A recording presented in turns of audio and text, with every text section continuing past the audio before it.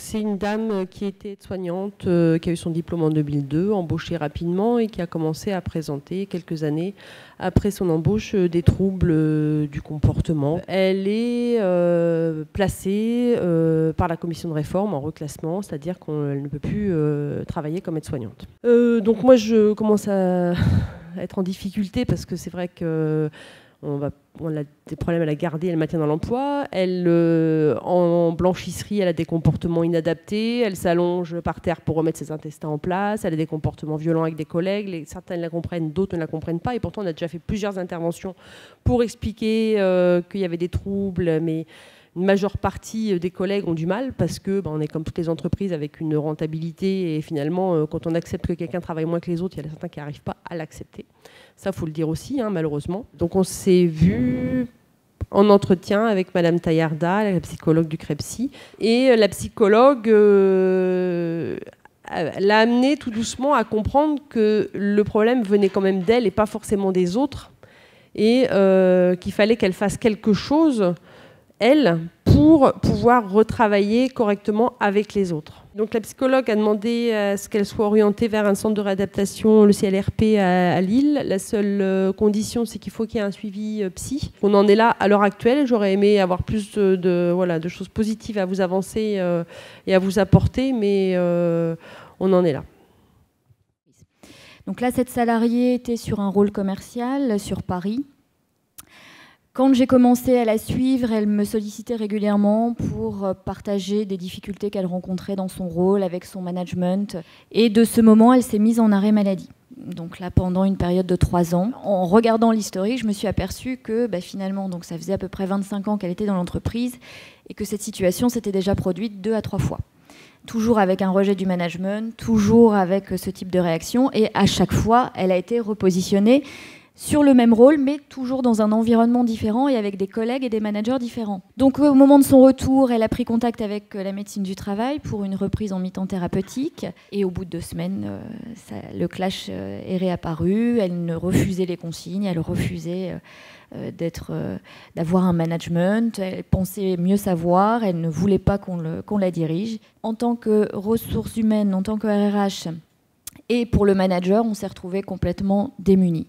À ne pas identifier un trouble psychique, à juste se dire qu'elle avait un problème de comportement, certes, mais bon, un problème de caractère, un problème de rejet de l'autorité, mais certainement pas. Pour moi, je n'avais pas imaginé une seconde que ça pouvait être un problème de cet ordre-là. Donc auprès de la salariée, je savais qu'elle était accompagnée par l'assistante sociale et par le médecin du travail, et je lui propose de rencontrer des tiers accompagnants de l'entreprise avec lesquels nous avons déjà travaillé. Donc, elle choisit la consultante accompagnante psychologue et au terme d'une année, j'ai assisté à des scènes qui me montraient vraiment les avancées. J'ai vu au niveau du point final, la salariée reconnaître qu'elle ne pouvait plus travailler à 70 ou 80%, que les traitements, le changement de l'entreprise lui augurait trop de fatigue et se dire il faut maintenant que je travaille à 50%. C'était sa décision. L'entreprise prend conscience que ces 3 ans d'arrêt de travail, dont on sait qu'ils étaient traités en psychiatrie, n'étaient pas pour burn-out, puisque c'est ça que l'entreprise pensait, mais que probablement le burn-out était le symptôme d'une maladie psychiatrique plus ancienne et plus larvée. Je précise que nous ne savons pas la pathologie et que nous ne voulons pas le savoir. Ce n'est pas notre rôle, nous ne sommes pas médecins. Donc, Blandine travaille depuis 27 ans au sein de CGI Finance. Elle occupe un poste de conseillère commerciale. Et jusqu'au moment où en fait, elle a vécu en fait 2 drames en 2013. Et on a vu en fait l'état de Blandine se fragiliser et se dégrader au niveau psychologique. Et en raison de sa pathologie, donc cette salariée en fait présente des problèmes d'attention sélective, de mémorisation et de concentration. On a pu avoir la présentation de la PPS, possibilité de prise en charge de troubles psychiques au sein de l'entreprise. Et en fait, ça a été un déclic. En ce qui concerne les mesures organisationnelles, en fait, déjà son manager avait adapter les dossiers qu'on lui confie en fonction de son état qui est fluctuant. Parfois ça va bien, parfois ça va moins bien.